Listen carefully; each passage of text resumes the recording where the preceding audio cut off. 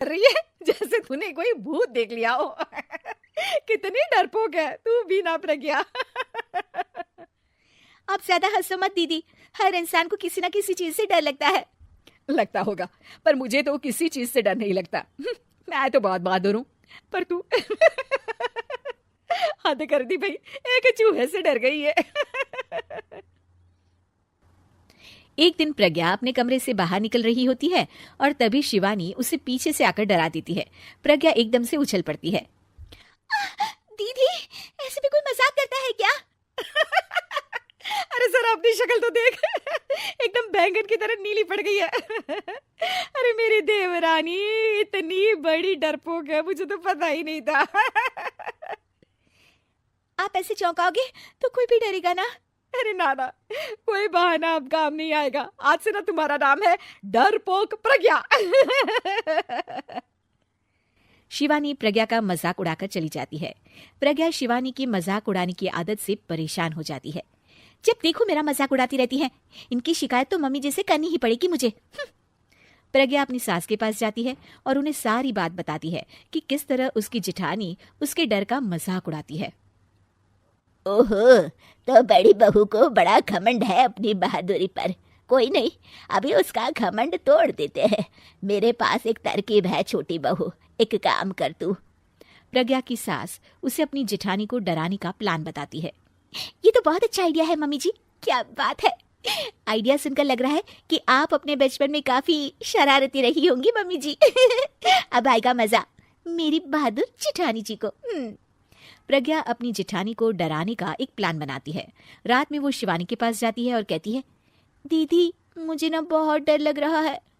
क्या हुआ मेरी डरपोक देवरानी? दीदी, मैं छत पर गई ना तो मुझे ऐसा लगा कि कोई वहां है। ऐसा लगा जैसे मुझे कोई वहां देख रहा था, जैसे कोई साया। अरे क्या बक रही हो, तेरा वहम होगा। नहीं नहीं दीदी, आप चलो ना प्लीज मेरे साथ, मुझे तो बहुत डर लग रहा है। मेरी एक साड़ी सूख रही थी, वही लानी है। प्लीज आप चलिए ना ऊपर मेरे साथ। ओफो, चल। प्रज्ञा शिवानी को बहाने से छत पर ले जाती है और वो उसके पीछे चल रही होती है। ले आ गए हम छत पर। कहाँ है भूत, दिखा, कहीं तो है नहीं। तभी प्रज्ञा चुपके से सीढ़ियों पर छुप जाती है और शिवानी छत पर अकेली रह जाती है। अरे प्रज्ञा, कहाँ चली गई? प्रज्ञा एकदम से सीढ़ियों का दरवाजा बंद कर देती है। अब शिवानी को डर लगने लगता है। मैं नीचे चली जाती हूँ। लगता है प्रज्ञा भी नीचे ही चली गई है। तभी उसके सामने एक खुले बाल सफेद साड़ी में औरत खड़ी होती है। शिवानी उस औरत को देखकर डर जाती है। हाल तू जलाल तू भाई भला को टाल तू, हाल तू जलाल तू भाई भला को टाल तू।